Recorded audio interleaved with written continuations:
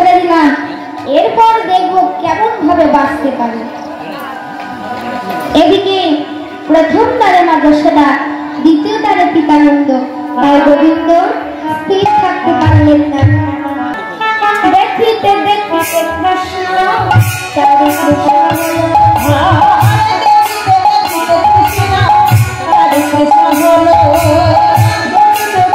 Krishna